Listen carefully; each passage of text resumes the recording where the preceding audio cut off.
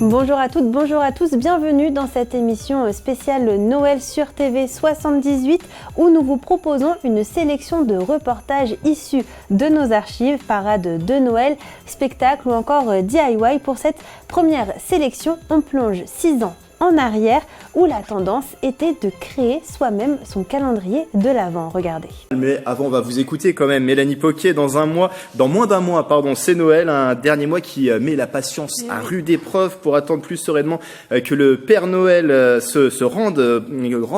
donne ses cadeaux au pied du sapin. On va y arriver. Rien de mieux qu'un calendrier de l'Avent. Mélanie, depuis quelques années, la mode est au fait soi-même. Et oui, il faut vous dire, Grégory, qu'en 2015, il s'est vendu près de 12 millions de calendriers, une tradition qui nous vient d'Allemagne.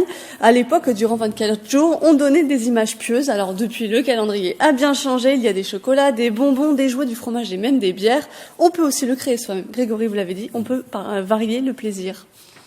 Il y a plusieurs sortes de calendriers, ce qu'on dit le do-it-yourself. Le do-it-yourself. Alors là aussi, beaucoup de choix. Quand on a un peu de temps, vous pouvez faire tout le calendrier en créant des boîtes, en cachant des surprises dans des enveloppes ou des petites sacoches. Vous pouvez aussi acheter des structures en bois qu'il suffit de décorer.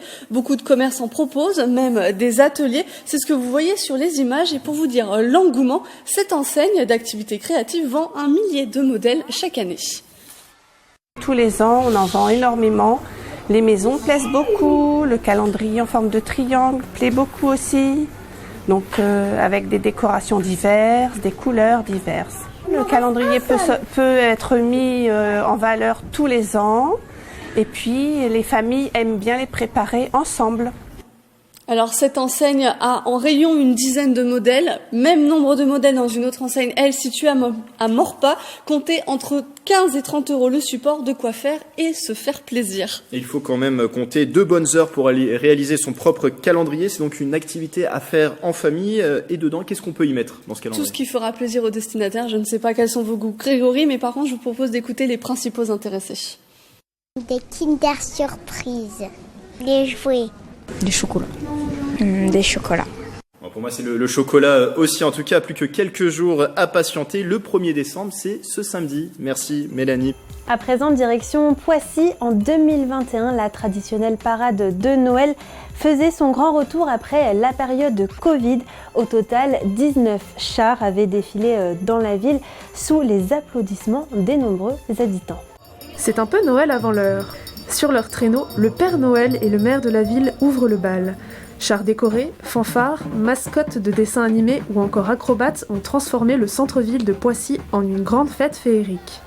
Un succès qui fait du bien, même si les masques étaient également de la partie. Les gens sont très heureux de se retrouver.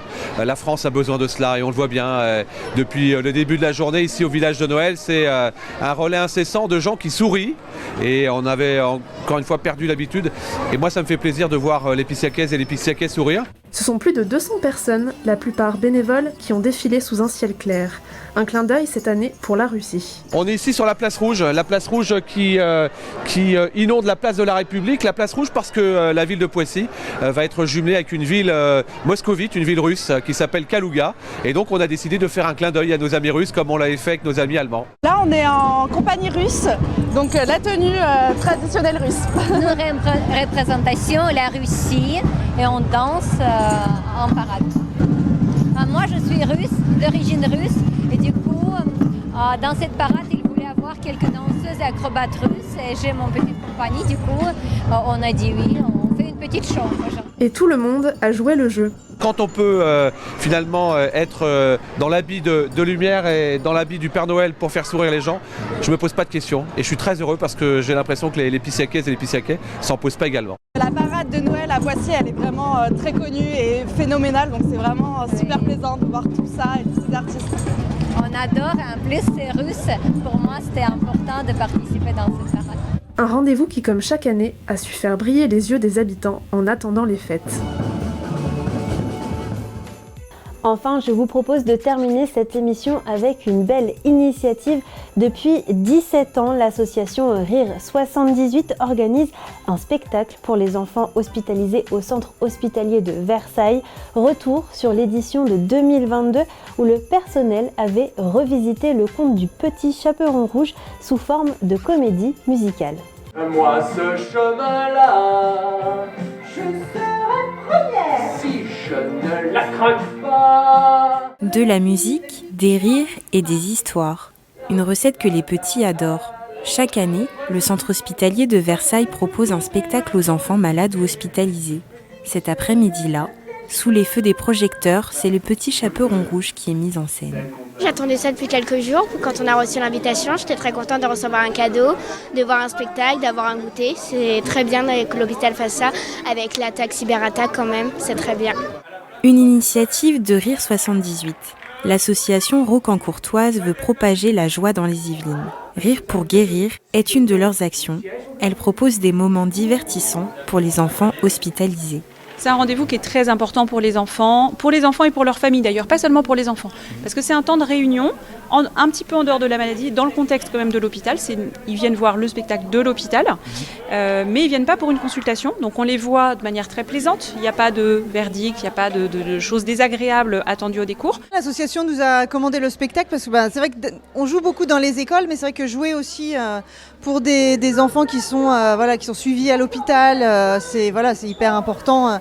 Leur apporter un petit peu de baume au cœur, un peu de Noël, un peu de joie. On est vraiment ravis de jouer pour eux aujourd'hui. À ce jour, 117 spectacles ont été présentés dans 23 hôpitaux et cliniques des Yvelines. Et voilà qui conclut cette émission consacrée à l'esprit des fêtes sur TV 78. Merci pour votre fidélité. On se retrouve bientôt pour d'autres émissions d'archives. Je vous souhaite de très belles fêtes de fin d'année. Prenez soin de vous.